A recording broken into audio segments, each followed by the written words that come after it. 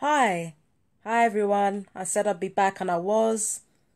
For a recap for those who haven't seen the last video that I was on because I actually deleted it. Samira Igal continues to harass me, but I don't really care what she does, to be honest with you, because there are so many, the things that have been going on around me have been so much bigger than just one person harassing me. Yeah, the neighbors are harassing me and breaking into my shit. That's one thing, right? But what's actually happened since Brent Mind staff, in particular Essa Fox of Brent Mind staff and Iris Davis, since they've threatened to sue me, right? And since they've been threatening to get their legal action, threatening legal action against me, threatening eviction against me, and threatening to have me sequestered, a number of things have happened. First of all, as you guys know, I've been asked to attend house meetings with the same people that they admitted were human trafficking me, and they've asked twice. The third thing that they asked me to do was if they could come around my house for health and safety, which is standard procedure. Now, ordinarily, I'd be like, you know what, no problem. It's health and safety, it's got to be done. I don't care what's going on the outside. As a company, if you don't do your health and safety checks, it's basically, irresponsible and against company policy. So ordinarily, I would be like, you know what, come over, do the health and safety checks, is fine. But there are two things about that bother me. The first thing is, Iris is texting me saying, oh, I came round last Friday and you weren't in. Well, she knew I wasn't in. That's when she decides to come over, when she knows I'm not in. And then on top of that, there was this, you want to follow standard procedure at a time when you're actually trying to sue me. And if you're trying to sue me, then why are you trying to still follow standard procedure? The reason why I think they're actually doing that is because they want to try and spring it on me when I'm tired or when I haven't done the housework, so that they can turn around and say, oh, she's not taking care of herself, so that they can get me taken in. Only it's not going to work out that well, because it's only when they know I'm not taking care of myself that they actually take me in. When I am taking care of myself, when I am doing what I need to do, when I'm going through the proper channels, when I'm doing what I'm supposed to be doing, that's when they want to take me in. They don't actually want to take me in when I'm unkempt and this, that, and the third. They're only trying to use that excuse now in order to lock me up before the word gets out. So that is what I've been faced with. So with regards to the health and safety issue, which is basically a shakedown because they didn't send me any letters letting me know that they wanted to come over for a health and safety check. First of all, they didn't even let me know. Didn't even write a letter, didn't even put it in writing. And yet they want to come over for a health and safety check. I said, listen, you better consult your lawyers first. And I will post her text and my responses to that. I basically said, get your lawyers involved. And unless you know what your lawyers advise you to do, I suggest you don't talk to me again. Now, what I've also done, as you've seen in one of my other videos, I remember I did post some conversations between me and police on YouTube, and I did actually point this out earlier. I made a complaint to the IOPC, which is the Independent Office of Police Complaints, I think they're called. Yeah, so I wrote a letter to them, and I said exactly what was going on, and I pointed out that a couple of people that I spoke to over the phone that were supposedly to do with 101 were not police, because I recognized their voices. Well, one of them, I recognized their voices, and they were rude and dismissive. The other person was talking about line managers. And when you're talking about, police cases, the last thing that you would refer it to is a fucking line manager. There's only one other person that I've heard use a line manager line, and that's the support worker for Brent Mind. So from my mind, that person talking over the phone was a gang stalker, like I said before. Yeah. They were a gang stalker, like I said before. So I put that complaint to the IOPC. Also, I got a complaint form today from Mind itself, not Brent Mind, but like the Brent Wandsworth and Westminster Mind head office. Okay. and it had the usual script in there. We're sorry you're not, your services are not this, that, and the third, blah, blah, blah, like usual shit. Like, we're sorry that you feel our services are not. Yeah. So I got that. I'm going to fill that in and send it off. And I will let you know, I will let you guys know the results of my complaints in due course. There are 2 recordings that I wanted to play for you today. The first one was when I had the PIP meeting, and the second one was when I was meeting with the dermatologist. Now, I wanted to get the intro done as quickly as possible because these meetings are quite long. But let me go ahead and play for you anyway. The first one I'm going to play is from the PIP meeting on the 20th of January 2020. And in it, I just completely tell the truth. I hold nothing back. I tell the truth. Just completely, like, because what you're going to notice is the PIP people are going to be in a conundrum, because on the one hand, if they admit that I'm mentally ill enough or delusional enough to make this stuff up, then they're going to have to pay me. But if they think that I'm not needing that assistance and that I'm sane enough not to be making all this up, then they're basically bearing witness to how, this is actually happening to me, and that, I'm not making this up, and that there are crimes being committed. So they're caught in between a rock and a hard place already.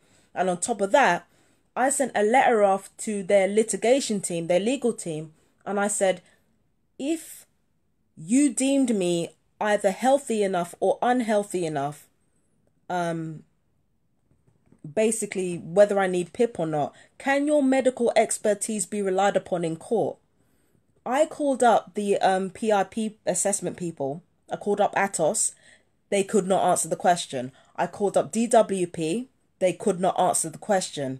And as you're going to hear from this meeting today, they could not answer the question, which means that most likely their medical assessments, the ones that they're actually starving people to death with, are inadmissible in court, because that medical evidence is based on, I said in the letter that, it can't be that, it can't be that, it can't be that. What I will say is that if it is the case that people are being turned down as a mandatory process of being turned down once, then that means the medical evidence that they've actually put forward to deny you your payment is inadmissible in court, because it's not based on real medical evidence. It's based on a fixed company policy to turn people down. That means your medical opinion can't be trusted. So now I'm going to play the whole meeting from the PIP. Again, I'm going to forward over any parts that are too personal or, what have you. You know the drill. So I'm going to play it for you now.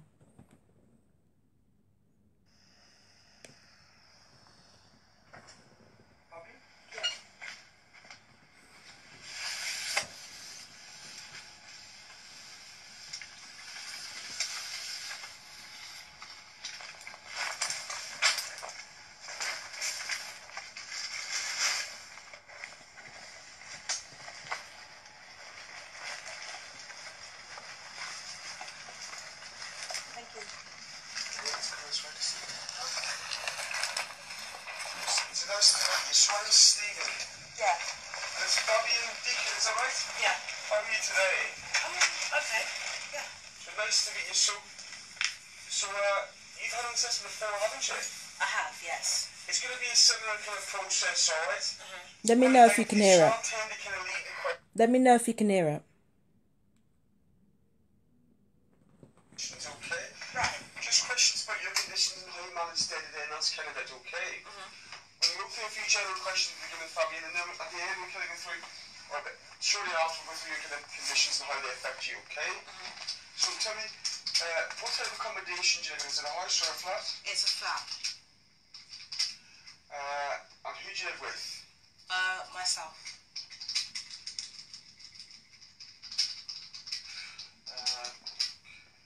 And do you drive? No. Are you allowed to drive? Have you been told you can't drive? No, I haven't.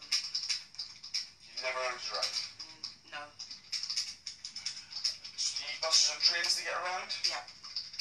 How often do you use them? Almost. These questions are boring, I apologise, but it's essential for you to get a feel of the process of all PIP application processes or assessment meetings. It's important for you to get the whole picture, so I'm really, really sorry if this is boring.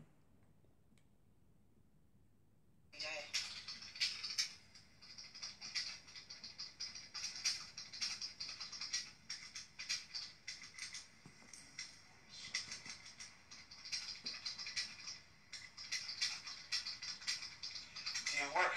No. Have you ever had a job? Yes. When did you last work? Claire's Accessories. I think it was 2004. So it's a long time. And why did you stop working? I accused a customer of stealing. They actually had been stealing, but I couldn't prove anything.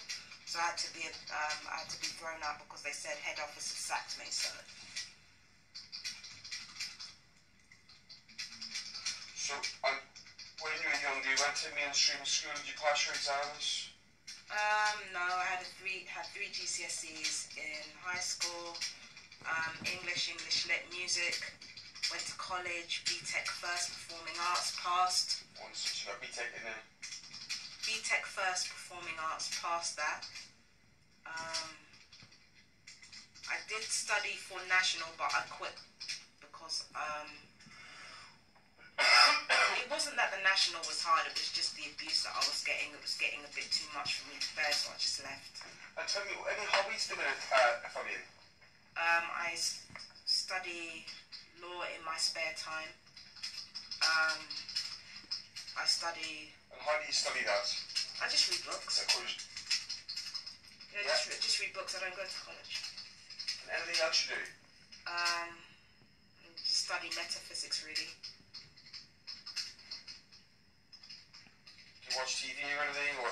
Yeah, but not all the time. Like, I watch it a bit less than I used to, because it's just nothing interesting. And who completed the paperwork, the questionnaire?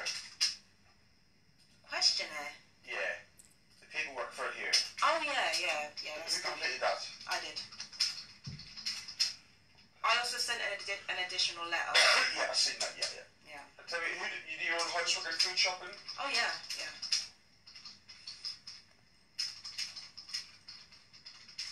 How did you get here today? Train. Had you been here before? No.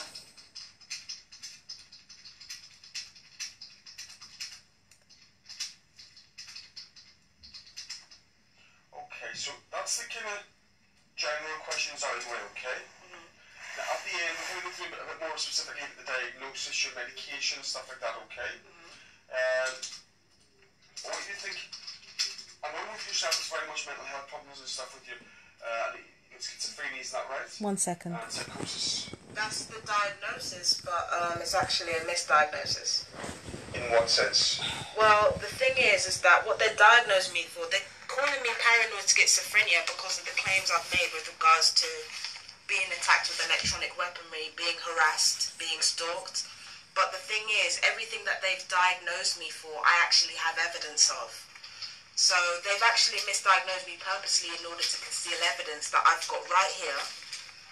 And I've also got recordings of assessments taking place where they've basically, they've fumbled around my words to make it look like I'm as crazy as possible. I mean, I don't think you've got the schizophrenia or anything.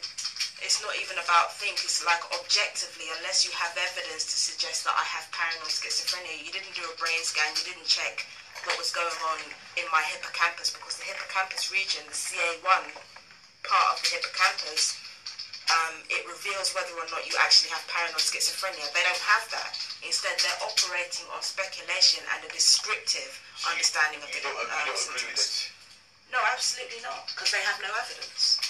So what conditions do you think you have? Okay, so I think I have endometriosis because my periods are extremely painful.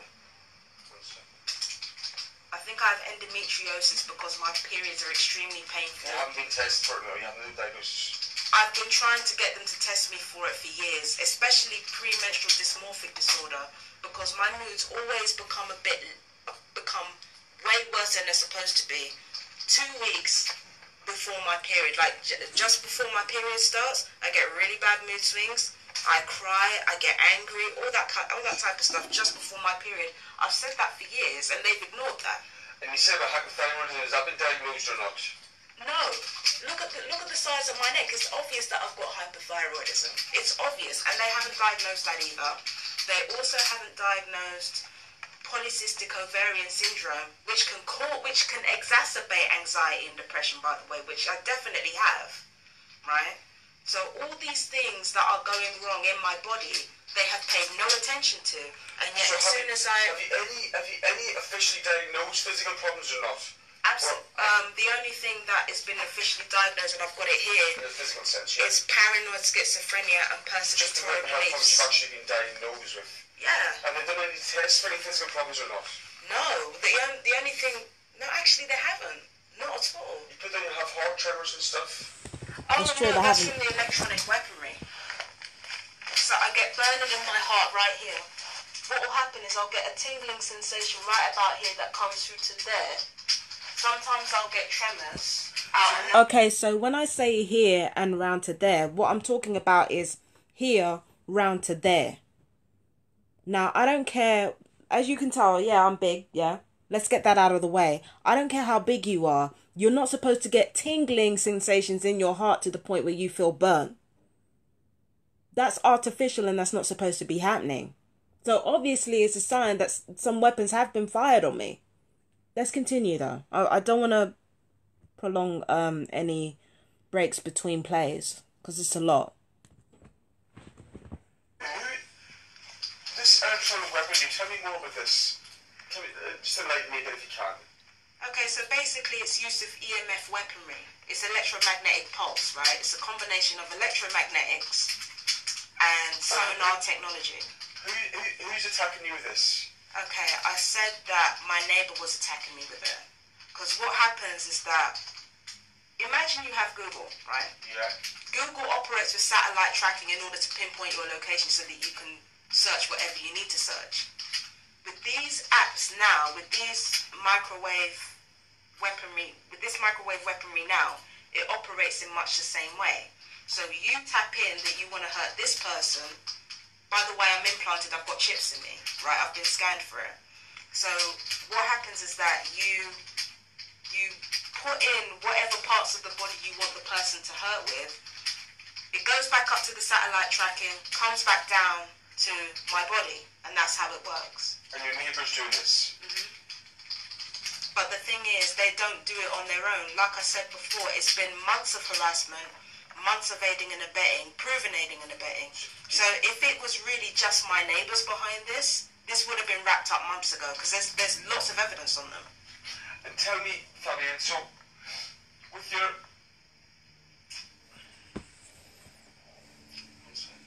So, how is your mood day to day generally?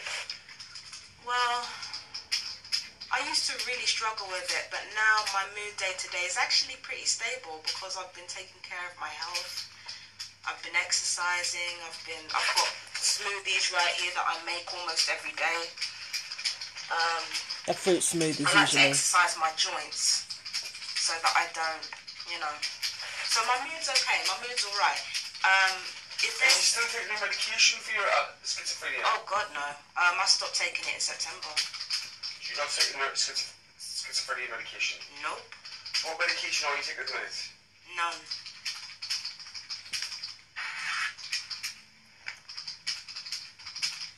So, okay, 1 second.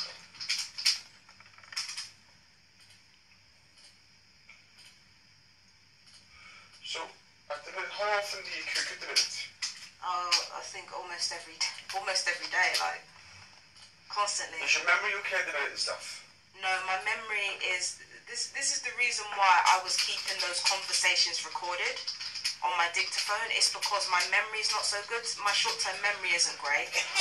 Sometimes my cognitive abilities are impaired because I've been falling over more times than usual. So my cognitive abilities Where's that are coming impaired. from? Huh? Where's the cognitive problems coming from?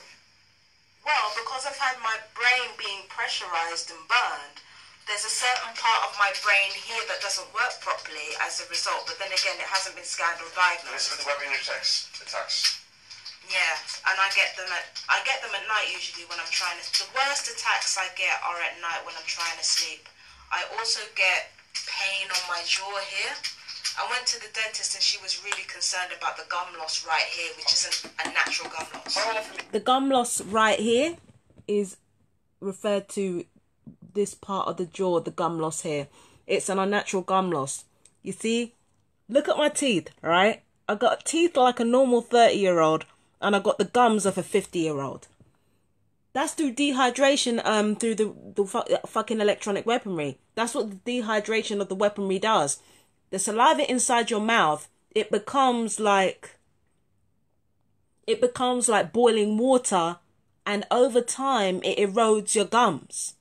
Yeah, so that's the gum loss that the dentist was worried about. I've still yet to get the paperwork from her, but I'm gonna try as much as I can to gather my evidence together because I'm not very organized. But let's continue. Cook the minute. Huh? How often do you cook? Almost every day. And what type of things do you cook?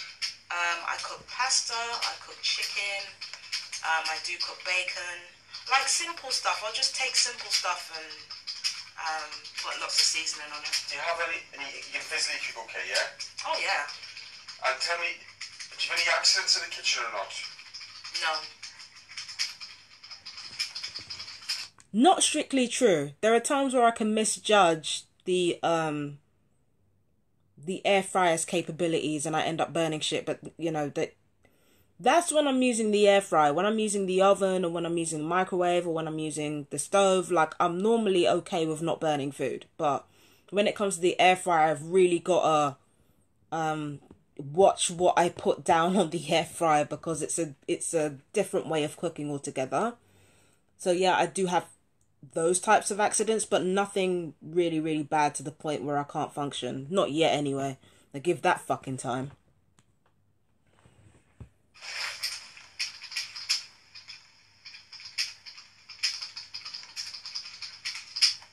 How many meals do you have a day at the minute? I think usually about one, maybe two sometimes. Do you snack in between? Oh yeah, I snack a lot. But the snacks have changed. Like I normally eat fruits now, or vegetables. That's true. The fruits part, anyway. I still eat junk food, don't get me wrong, but I've kind of cut down on that. So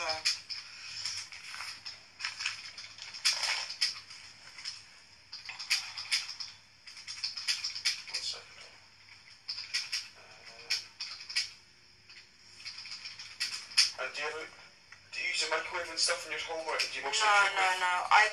Okay, what I do, because the oven costs too much money to run, there was an air fryer that was given to me as a gift that I use. So I use that in order to cook my chicken or anything with meat, to do with meat or fish, I cook in the air fryer. And then what I do is I cook the pasta in a pot.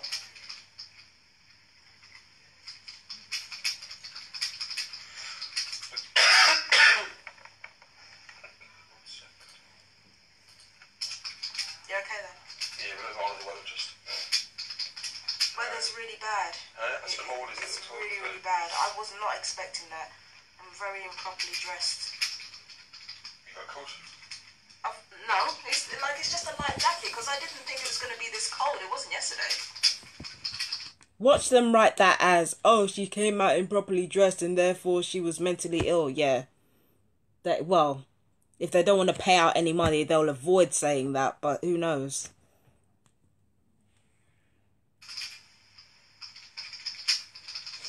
And tell me, so you don't take any medication in it? No. Medically, were you told to stop taking it, or have you just decided yourself? Oh no, I decided to stop taking it. When did you stop taking it, Fabian? September. I think it was the 19th of September I stopped taking it.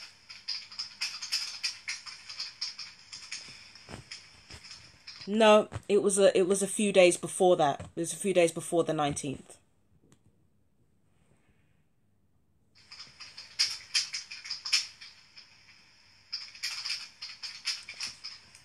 I think. I'm not sure. My short-term memory is just absolutely shit.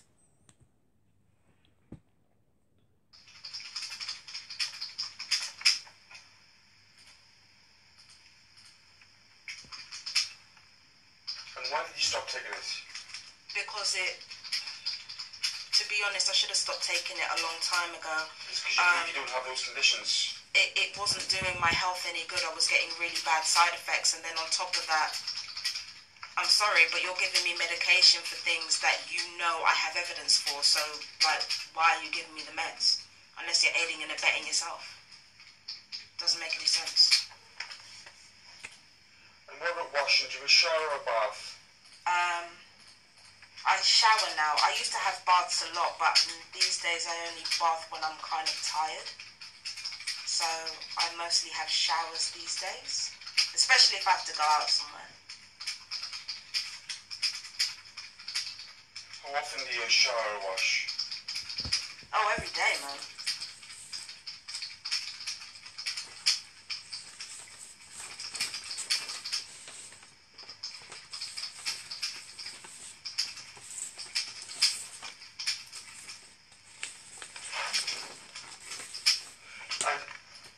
Going to the toilet? Yeah. Fine, good. No incontinence, something like that? No. My bladder's a bit overactive, but it's nothing to write home about. I can still make it. I can still make the toilet, basically.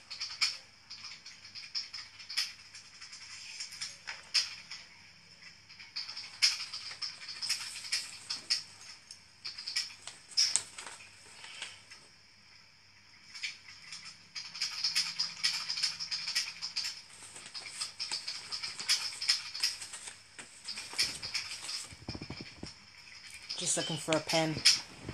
So, I'm getting dressed. So you dress every day? Yeah. Are you okay dressing?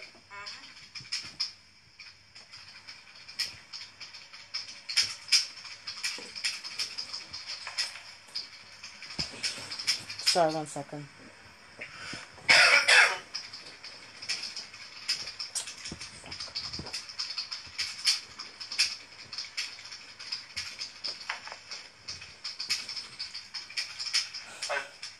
And you've no hearing aids, anything like that? No. 1 second. Keep What's listening. That? Is that to test temperature? What's that? This? Yeah. No, I'm diabetic. Oh, that's for you. I'm reading, yeah. Yeah, sorry about It's that. not for you, don't worry. Okay. Tell me, so, you no hearing aids? No. And you can use your telephone, okay? Oh, yeah. Sometimes I struggle to hear. Sometimes I struggle, but it's not a serious problem.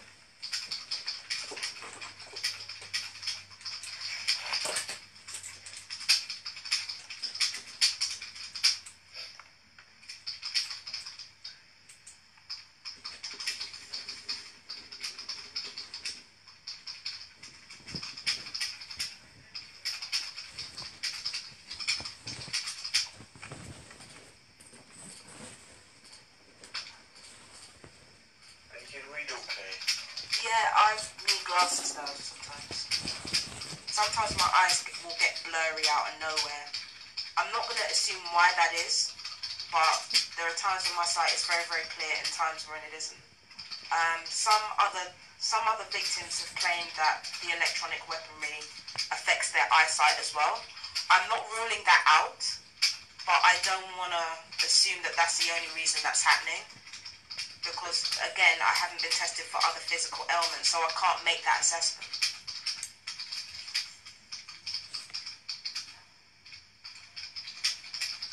And you said you're studying law at home? Oh, yeah, I study. Even when I'm not at home, I study. Is that by computer? No. I read. I have books.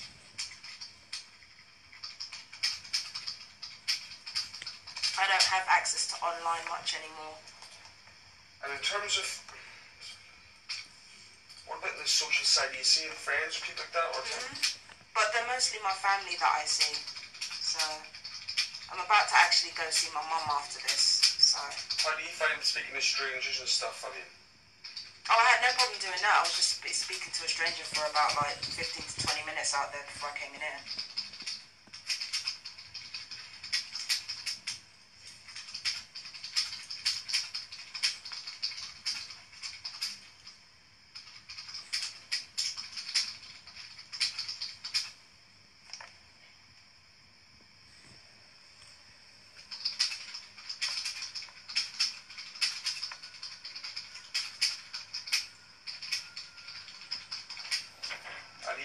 might say a silly question, but you aware of like stranger danger, you know, like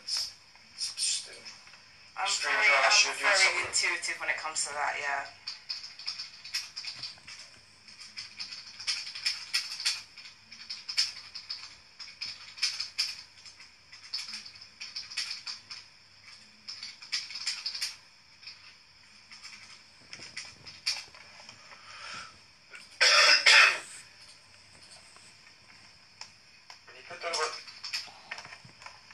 Serious crimes and stuff happen. Tell me more about that.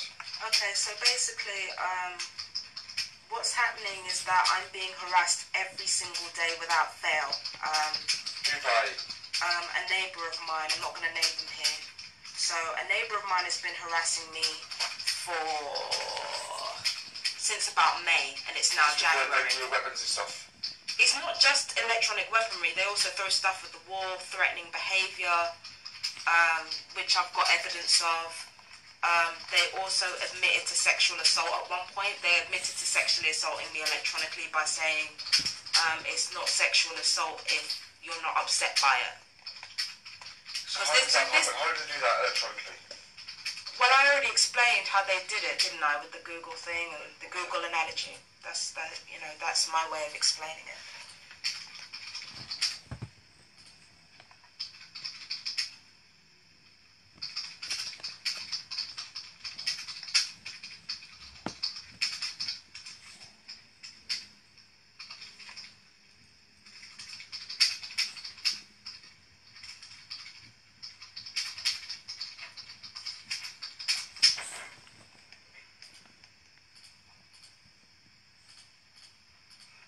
You have your own bank account? I do. How do you pay your bills, Fabian? That's a good question. Because I have pay as you go for my utility, I just pay by cash. Or if I'm going to the co-op, I pay by card. Pay point? Yeah, stuff like that. Do you pay your bills on time? With regards to my water bill, I don't have a choice because it's direct debit. But with all the other stuff, it's not necessarily an on-time thing. It's more of a as and when sort of thing because it's pay as you go. And are you in debt and stuff like that? Yes, I am. And how have you let that happen? It's just neglecting your bills? Okay, well the thing is that when I actually had the PIP, I had my phone upgraded from an Alcatel to a Samsung 8. I think it was 9. Samsung 9, I think. And with that it came, the bills were quite heavy. So the PIP allowed me to actually foot the bill for any expenses that I incurred on my phone, which usually ran into hundreds of pounds. When the PIP was taken away, I was unable to pay those bills, which led me about, £425 in debt at least. Why did you spend so much on your phone bills? Because I usually paid extra for because I was getting a lot of data already, but it was like I was paying extra for the data because we didn't have Wi-Fi at my accommodation. So if my data ran out, I had to pay for more data. And 9 times out of 10, when I was doing my internet entries, I was either investigating the crimes that were against me or I was studying something else. So that really affected my ability to actually report the crimes as they were happening to me. You know, and at first I found it really hard to cope, but then I spoke to Moorcroft and they said, okay, we'll let you pay in installments. So right now I'm paying in installments, but it is going to affect my credit score something wicked. Because I can't pay the debt, it's affected my credit score for up to 6 years now. So... How often do you leave in the house doing it? Almost every day. And where do you tend to go? Oh, I don't go far. Like, I'll go to the shops or I'll go to visit my family. Stuff like that. It's nothing exciting. Although sometimes if I feel like it, I will go to somewhere like the gallery or, you know, something like that. I'll go to a gallery or I'll go to an open mic or something like that. Like, yeah. Are you okay leaving the house by yourself? Yeah. Are you okay using buses and trains? Oh yeah, absolutely. Are you okay going to places you haven't been before, the bus or train? Mm-hmm. No arguments, people out in the streets or nothing the buses and stuff, nothing like that? No, not really, because they don't start any trouble with me, so no, nothing like that. I used to though, like years ago, I used to find trouble with people, but now I just don't do that.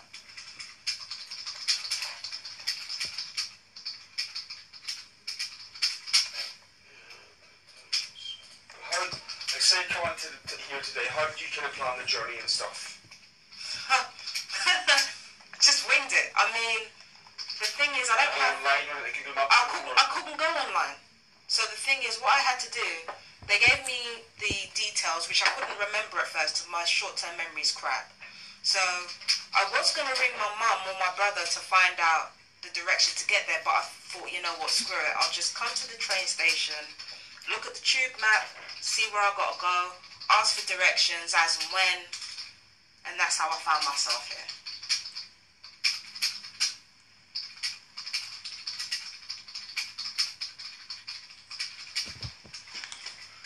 Not too long, much longer to go here, okay? Okay.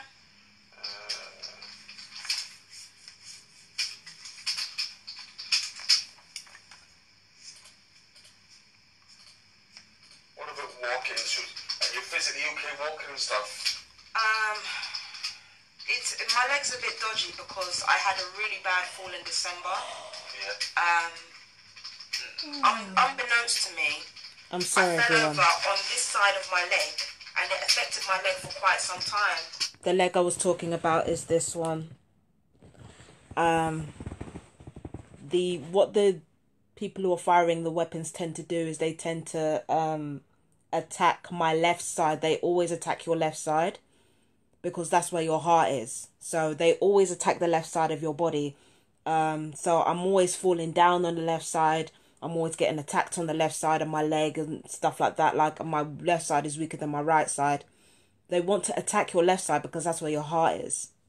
So they're thinking if they can affect the left side of the body, they can either synthesize a stroke or actually cause one. Okay? So I do have troubles with my legs sometimes when the weapons are being fired on me. I don't know if I actually pointed that out there. I think I did. Let's play and find out.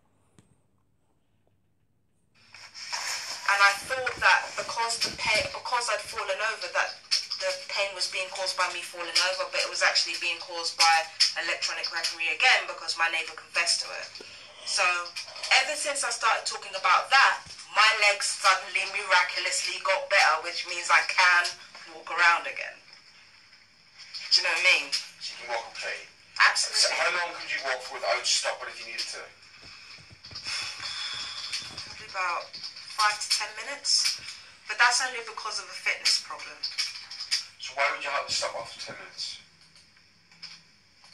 Honestly? Yeah? I get bored. Say if you didn't get bored, you say how long could you walk for, like half an hour, an hour? If you I don't think I could walk for half an hour, like maybe... No, I think maybe like 5 to 10 minutes, maybe 15 minutes at a push. I think 15 minutes is probably fair. Like 5 to 10 minutes, that is like that to me now these days. So maybe 15 minutes, give and take. But I don't like walking long distances. I don't like doing anything long distance. I'm a sprinter. Like you can tell by my body, I'm a fucking sprinter. Okay? And sprinters are fucking... As soon as we stop sprinting, we get very, very plump and shit. So, let's continue.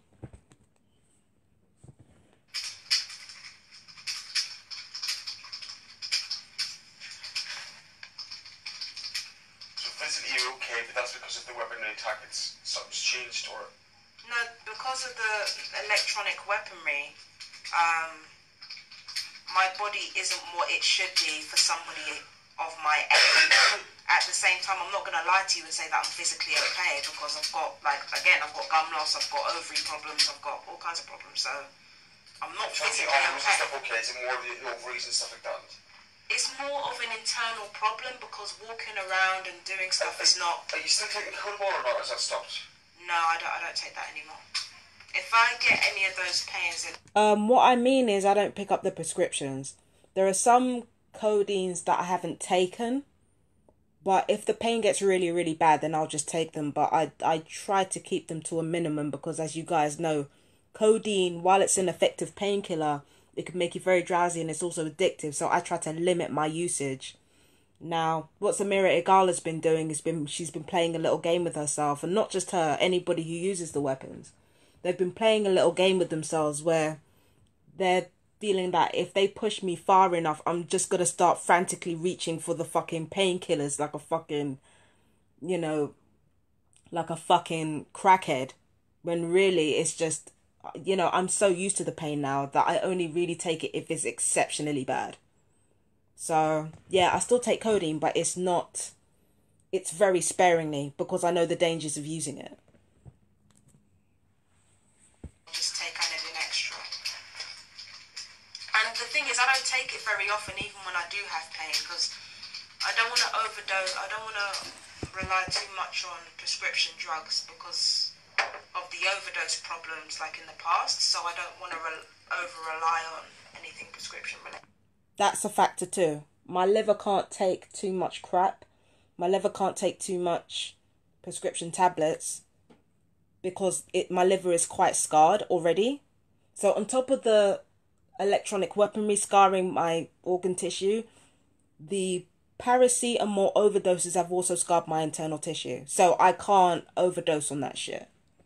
And plus, the overdoses over the years, combined with the dehydration that the weapons actually cause, they do cause weight gain.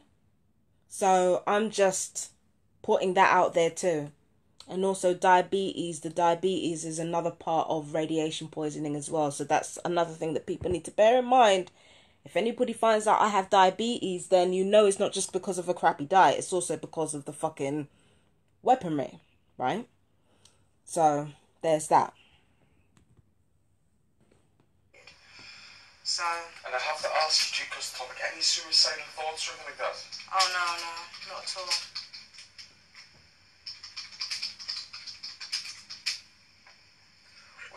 And is today a good day or a bad day? Middling.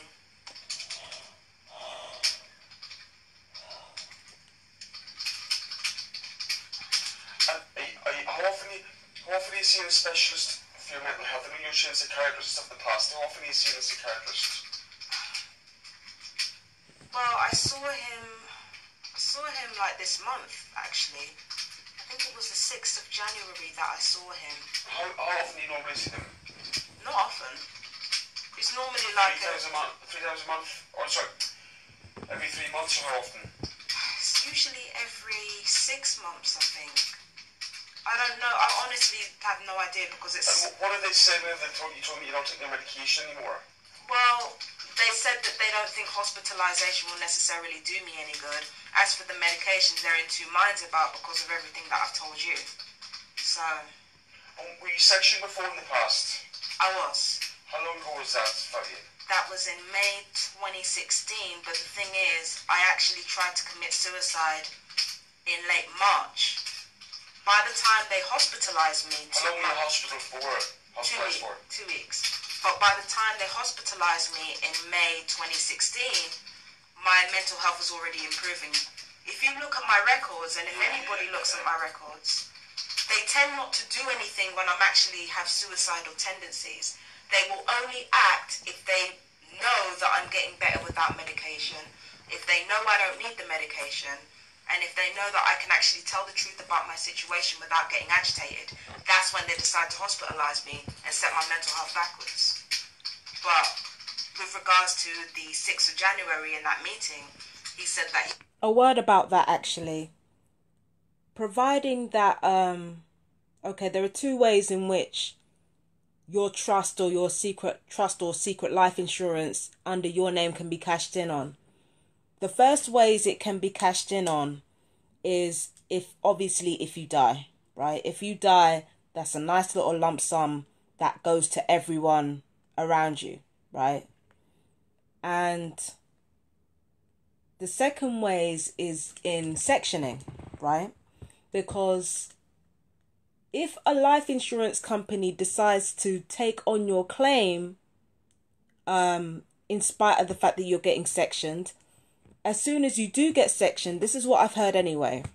As soon as you do get sectioned, that's an extra little bit of change in your pocket. That's why they section you. That's why the gang stalkers are so keen to have you sectioned, because it's actually money in their pocket. If they've got an insurance, they've taken out an insurance policy on you, and that insurance policy is not hindered by you being sectioned, then as soon as you are sectioned, a piece of that money goes back to the gang stalkers. So that is one of the reasons why sectioning is so important. I used to think that it was just another way to euthanize and silence whistleblowers or people who tell the truth about gang stalking. And yes, it is, but it's also a payout. That's why a lot of people talk about doing power of attorney, writing up power of attorney documents or whatever, is because sectioning a gang stalking victim, it makes a lot of money. So sectioning is a big one, a big money maker. And that's before you even get into the fact that patients are overdosed with 2.5 times more than they need to be, overdosed with 2.5 times more medication than they need, in order to make money from the pharmaceuticals. Okay, that's standard procedure. So even if you're not a target, already mentally ill people are being killed off in these hospitals. Okay, they're already being killed off. So all this shit that you're seeing on the TV about let's talk about mental illness, but by all means, let's talk about it. Why the fuck are you giving mentally ill patients 2.5 times the dosage they need in order to get better? I'll tell you why, so that you can keep them on it, because every time you keep them on it, you get paid off of it. You get bonuses off of it. You get holidays off of it. So there are a multitude of different ways in which the mentally ill are used for social experimentations, weapons experimentations, pharmaceutical experimentations. And the civil servants, the handful of civil servants in each hospital, in each GP surgery, they get paid off for all of that. Okay? So that's something that you need to know about sectioning. Sectioning is easy money. That's one of the reasons why it's done. That's one of the reasons why they let Samira Igal harass me for as long as they did. Is because if I start getting angry and I start kicking shit over and I start punching and kicking people and getting myself into hospital, then not only have they kept me quiet, but they've made a little bit of money in order to sort of repair the damage that has already been caused by their fumbling fuck shit. So, important thing to note, sectioning is big money. Let's continue. Didn't necessarily think hospitalisation would be a good move for me. And he said with the medication, he's in two minds about that. So I still have heard from anybody with regards to the medication. I forgot one thing. Dr. Demopoulos actually said that nobody has been paid kickbacks from pharmaceuticals in 20 years. Do you know what that means? That means that pharmaceuticals have been giving doctors kickbacks. He basically admitted it. And now this is another tactic that these abusers play. They act like just because something happened once that it cannot happen again. So they know the way people's minds work, and they know that if they confess to certain things that have happened before, that means they solemnly swear that it won't happen again. They use that trick all the fucking time. It's a manipulation tactic. Sorry. Let's play on. I don't want to keep you guys too long. Have you been hospitalised since that stay in 2016? No.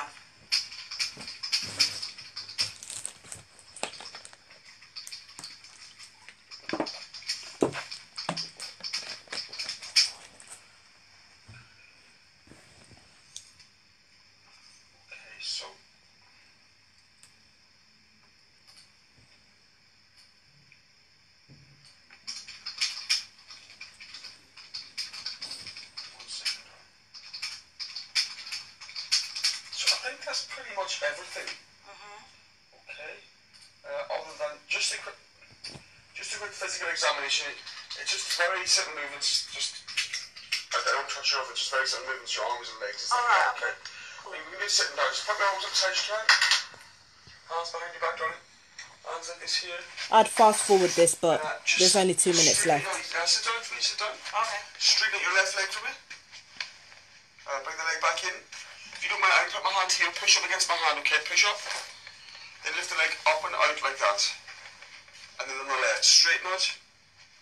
Bring the leg back in. Relax it again.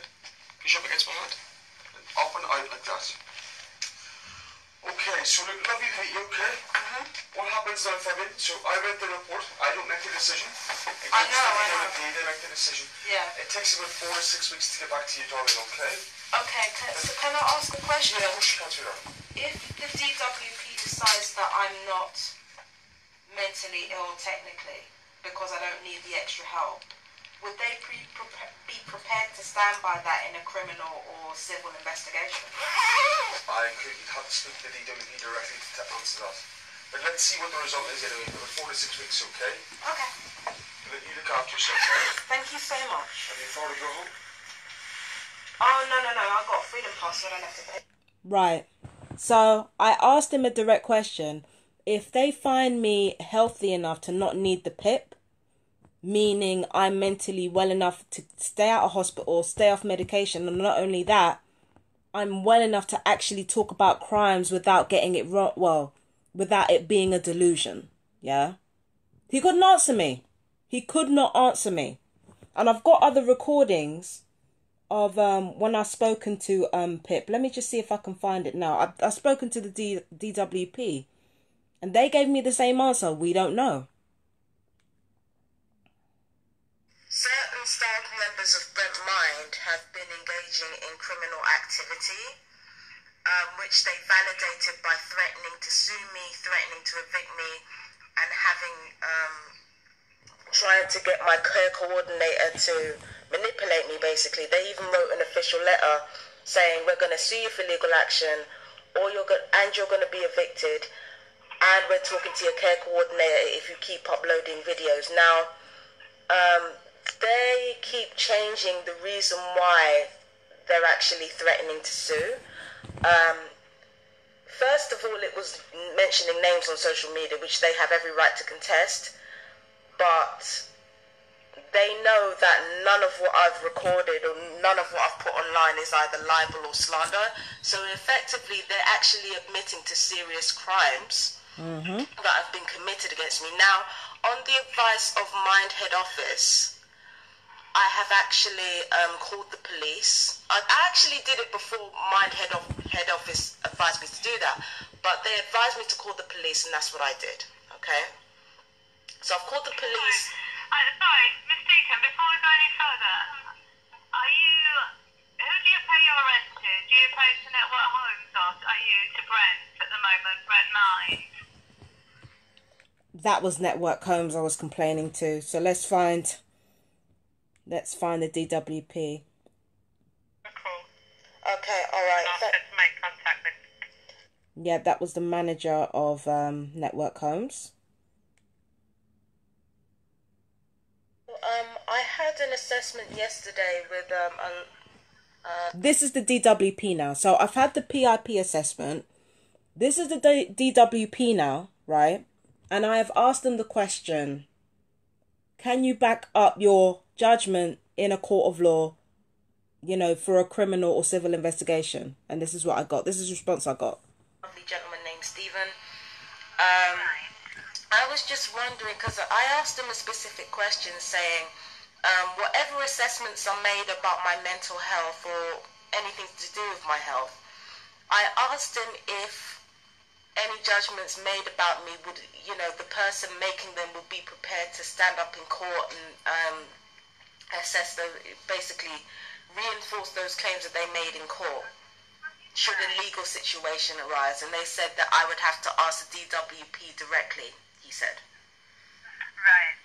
So what's your national insurance number, please? All right. This is where I have to fast forward.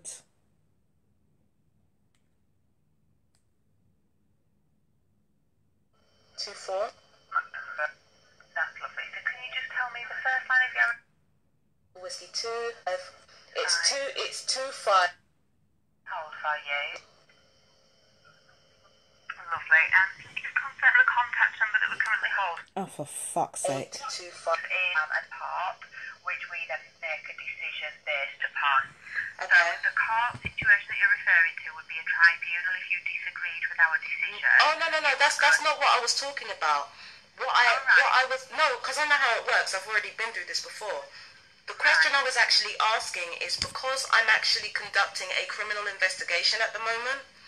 Right. What I was really asking is that if the medical professional and yourselves came to a decision about my mental health or about any aspect of my health, would you be prepared to stand by that in a criminal or civil investigation? That was my question. In that situation, I can't answer that question because obviously we don't deal with a criminal side of things. I'm thinking, if you can't back it up in a criminal or in a civil investigation, even to lie, if you can't back it up, even to lie in court that I'm mentally ill enough to make this up, if you can't even lie, right, then like your medical expertise on anything to do with me or any patient in this country is beyond inadmissible. How can you have this whole big setup where you protect yourself from any fallout and you can't answer the question? If somebody says, oh, you're sick, and they make an assertion like that, oh, you're not sick, and they make an assertion like that, they should be able to back it up in a court of law. And if they can't back it up in a court of law, shut up. Like, as a huge organizations, you have to think beyond the Court of Appeals. You have to think the actual court of justice here. The High Court, the Crown Court, the Magistrates Court. You've got to think along those lines as well as the Court of Appeals. You can't just be out here just saying, oh, you know, legally we're protected from, and you know, you can have a tribunal to contest us, like costing the taxpayer God knows how much money. If you can't stand in your shit.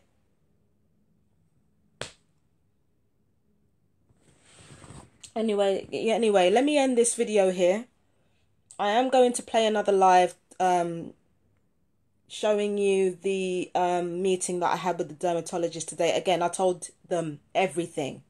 Yeah, absolutely everything. So let me get back to you on that. I'm going to save this video. Thank you all very much for joining me. I know it was a long video. I know it was kind of boring as well.